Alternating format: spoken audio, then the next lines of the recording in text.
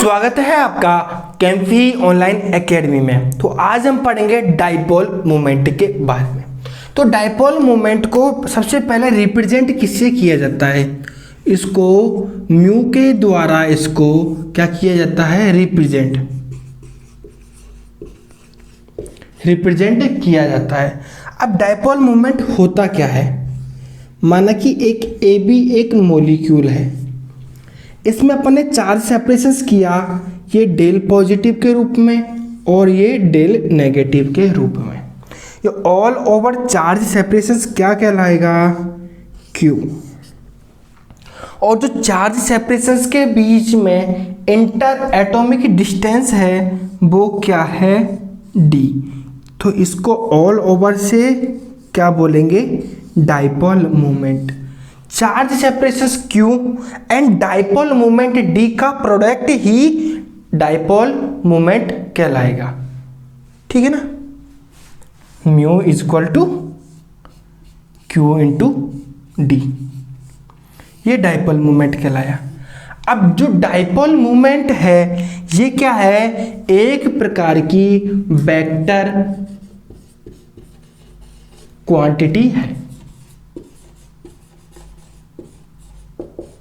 मतलब ये डायरेक्शन पर डिपेंड करती है। किस पे? डायरेक्शन। अब इसकी डायरेक्शंस को कैसे रिप्रेजेंट करते हैं वो बताता हूं आपको मैं। माना कि एक AB मॉलिक्यूल था, अब इसको जो चार्ज सेपरेशंस किया अपन ने डेल पॉजिटिव और डेल नेगेटिव के रूप में अपन ने इसका चार्ज सेपरेशंस किया, इसकी जो डायरेक्शंस होगी वो पॉजिटिव से नेगेटिव की तरफ इसकी जो होगी डायरेक्शंस होगी। अब ये डाइपोल मोमेंट को 3 फैक्टर अफेक्ट करते हैं। वो कौन कौन से फैक्टर अफेक्ट करते हैं जहां से कि विभिन्न एग्जामों में क्वेश्चंस बनते हैं वो बताते हैं आपको। जो पहला फैक्टर होगा वो कौन सा होगा? Electron negative factor. अब इलेक्ट्रॉन नेगेटिविटी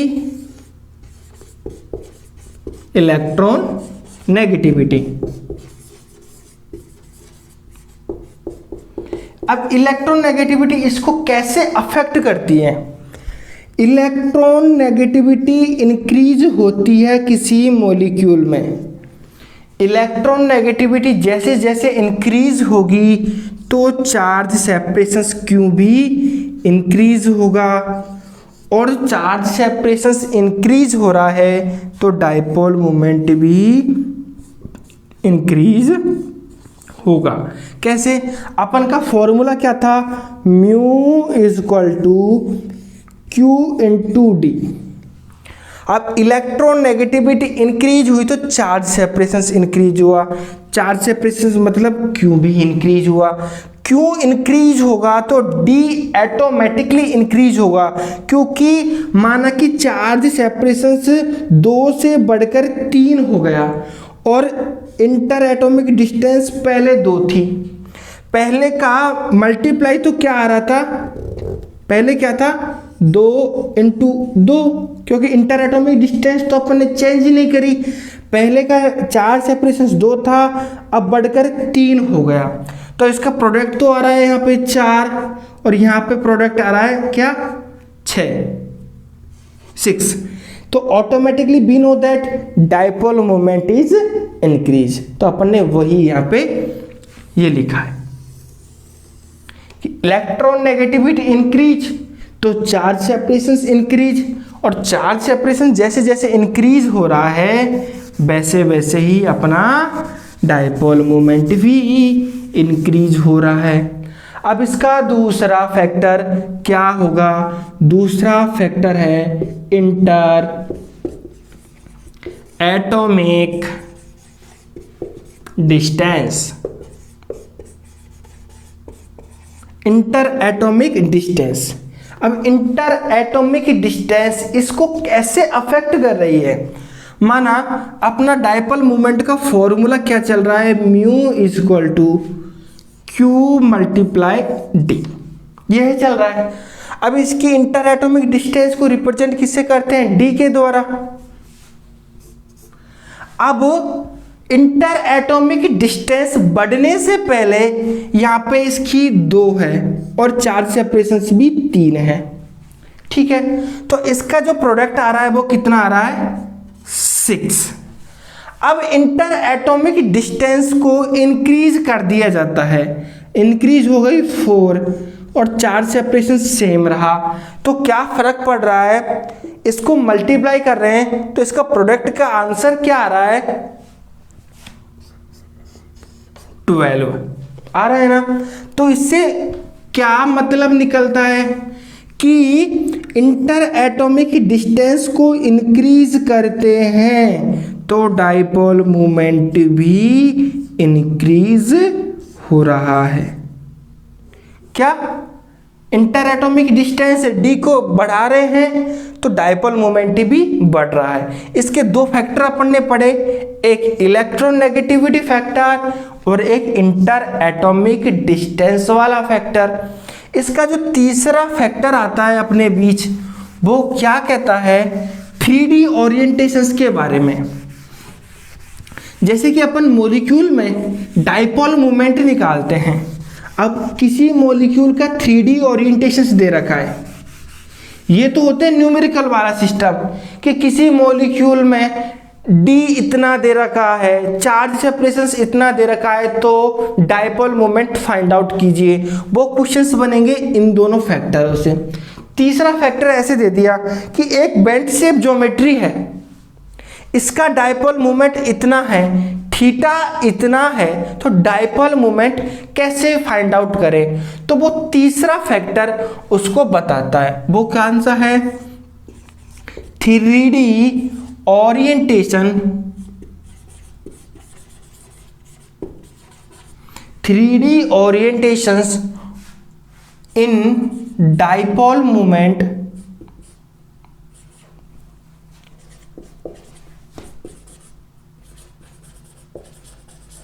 इन पॉली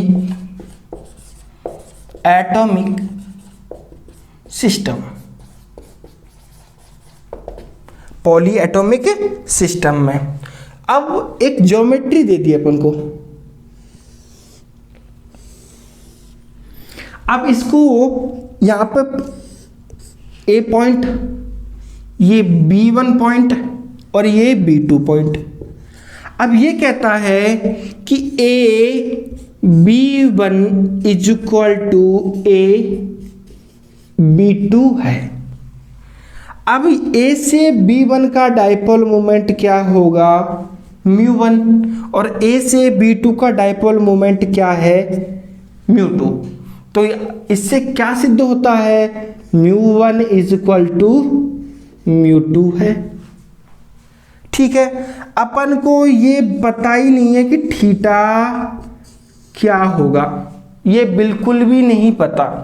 तो अब इसको थीटा निकालने के लिए जो 3D ओरिएंटेशन इन पॉली एटॉमिक सिस्टम में 3 केसेस बनते हैं। क्या? पहला केसेस तो बोलता है थीटा की वैल्यू 180 डिग्री। दूसरा केस बनता है थीटा की वैल्यू 120 डिग्री और तीसरा केसेस बनता है थीटा की वैल्यू 0 डिग्री। अब ये कैसे बनता है वो अपन एक एक केस लेके, ये केस बन रहे हैं, पहला केस, दूसरा केस और तीसरा केस। अब पहला केस लेते हैं, थीटा इज इक्वल टू कौन सा? 180 डिग्री, ठीक है। Case number first, theta is equal to 180 degree. अब एक फॉर्मूला होता है डाइपोल मोमेंट निकालने का, mu is equal to root of μ1 का स्क्वायर μ2 का स्क्वायर प्लस 2 μ1 μ2 cos थीटा, ठीक है, साइड में लिख लीजिएगा कि cos 180 की वैल्यू होती है -1, cos 120 की वैल्यू होती है -1/2 और cos 0 डिग्री की वैल्यू होती है 1। ये साइड में लिख लीजिएगा क्योंकि अपन को तीनों वैल्यू काम आने वाली है। ठीक है, अब ए मॉलिक्यूल, ये बी और ये बी, इसमें थीटा का मान क्या है 180 डिग्री। अब ये क्या कह रहा है, यहां से यहां तक का डायपोल μ1 और यहां से यहां तक का डायपोल मोमेंट μ2। अब ये कह रहा है कि μ1 = μ2, अपन ने अभी जस्ट पढ़ा था ना, μ1 = μ2 है, तो मैं इस फॉर्मूले में इस प्रकार लिख सकता हूं क्या, μ1 का स्क्वायर प्लस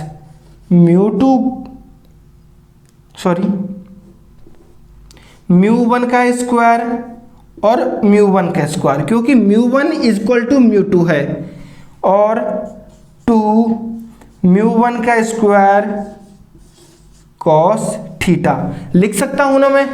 μ1 को मल्टीप्लाई करेंगे तो क्या आएगा, μ1 का स्क्वायर। cos थीटा की वैल्यू क्या रख देंगे अपन, cos थीटा की वैल्यू 180 रख देंगे। तो 180 की वैल्यू क्या है, -1। तो इसका जो आंसर आएगा वो आएगा 2 μ1 का स्क्वायर, 2 μ1 का स्क्वायर और -1 क्यों लिखा, cos 180 की वैल्यू -1 होती है, थीटा की जगह क्या पुट करेंगे 180 डिग्री, और फाइनल आंसर आएगा इसको सॉल्व करने पर 0, क्योंकि यह माइनस का चिन्ह यहाँ पे आएगा। तो 2 μ1 का स्क्वायर माइनस के और प्लस के 2 μ1 का स्क्वायर = 0। तो लीनियर मॉलिक्यूल cos 180 डिग्री के एंगल पर डाइपोल मोमेंट क्या आ रहा है, डाइपोल मोमेंट आ रहा है 0। दैट मीन्स मॉलिक्यूल क्या हो रहा है, non polar. Dipole moment 0। Just like example कौन से होंगे, CO2, SO2 ETC। जिस मॉलिक्यूल की स्ट्रक्चर लीनियर है उस मॉलिक्यूल का डाइपोल मोमेंट 0 होगा। ठीक है, अब आता है केस नंबर 2। केस नंबर 2 क्या कह रहा है, जिसमें कि मॉलिक्यूल का थीटा एंगल क्या है, 120 डिग्री का एंगल है। Case 2, theta = 120 degree. इस प्रकार ये A है, ये B1 है और ये B2 है। Theta = 120 degree. मॉलिक्यूल कौन सा होगा, बेंड शेप। ठीक है, अपना फॉर्मूला क्या था, μ = √μ1 का स्क्वायर μ2 का स्क्वायर प्लस 2 μ1 μ2 cos 120 डिग्री। अब cos 120 डिग्री का मान क्या है, -1/2। यहां पे भी वही चलेगा, μ1 = μ2। तो μ1 = μ2 है, तो इसको क्या लिख सकता हूं, 2 μ1 का स्क्वायर, 2 μ1 का स्क्वायर मल्टीप्लाई में -1/2। 2 से 2 कट जाएगा और इस -1 को यहां पे मल्टीप्लाई करेंगे तो आंसर क्या आएगा अपना, μ = 2 μ1 का स्क्वायर माइनस μ1 का स्क्वायर। दो प्लस के μ1 के स्क्वायर हैं, एक माइनस के μ1 का स्क्वायर है। आंसर आएगा इसका प्लस के μ1 का स्क्वायर। इसको रूट को स्क्वायर से कैंसिल आउट करेंगे, आंसर आएगा म्यू इक्वल टू μ1। मतलब मॉलिक्यूल का डायपोल मोमेंट कुछ ना कुछ होगा, और मॉलिक्यूल होगा वो कहलाएगा पोलर मॉलिक्यूल, पोलर कहलाएगा। और इसकी डायरेक्शंस दोनों से जगह से कैंसिल होके अब क्या है, यहाँ पे μ1, यहाँ पे μ1 कैंसिल होके इसकी डायरेक्शन आएगी इस प्रकार से, क्योंकि आंसर में क्या आया है μ1। ठीक है। अब केस नंबर 3 आता है। केस नंबर 3 कहता है थीटा की वैल्यू क्या होगी, 0 डिग्री। अब थीटा की वैल्यू 0 डिग्री किसी मॉलिक्यूल में निकालते हैं। केस नंबर 3, थीटा की वैल्यू 0 डिग्री। 0 डिग्री तो एक ही केसेस में हो सकती है कि जो डायरेक्शंस है, दोनों डायरेक्शंस एक ही दिशा में हो। दोनों मॉलिक्यूल जो एक मॉलिक्यूल में एटम है, उनकी डायरेक्शंस एक ही दिशा में हो, और उस केस में थीटा की वैल्यू क्या होगी, 0 डिग्री। ठीक है। अपन देखते हैं, फॉर्मूला लगाते हैं अपना कौन सा, mu equal to root of μ1 का स्क्वायर प्लस μ2 का स्क्वायर प्लस 2 μ1 μ2 कॉस थीटा। ठीक है। थीटा की जगह क्या रखेंगे अपन, 0 डिग्री। थीटा की जगह क्या रख रहे हैं अपन, 0 डिग्री। तो अपना अब यहां पे भी क्या होगा, μ1 इक्वल टू μ2। ये तो चला आ रहा है बिल्कुल।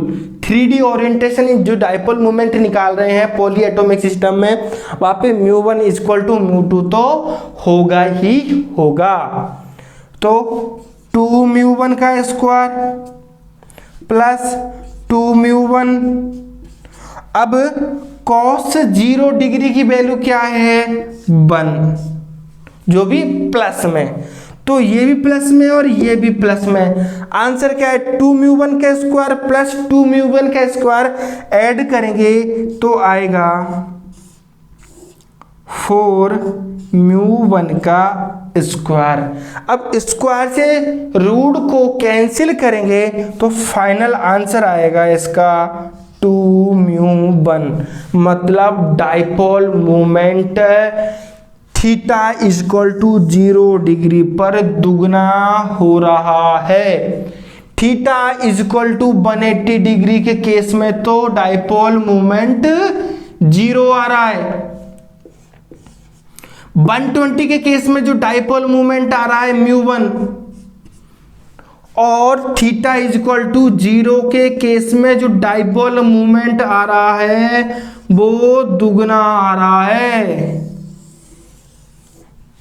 ये डायपोल मोमेंट की टर्मिनोलॉजी हुई। अपन जो नेक्स्ट क्लासेस होगी उसमें डायपोल मोमेंट के एग्जाम्पल्स आएंगे, जो कि नेट गेट MSc एंट्रेंस जो IIT JEM में जो बहुत सारे क्वेश्चंस आए हुए हैं यहाँ से, उन क्वेश्चंस को आपके बीच लेके आएंगे।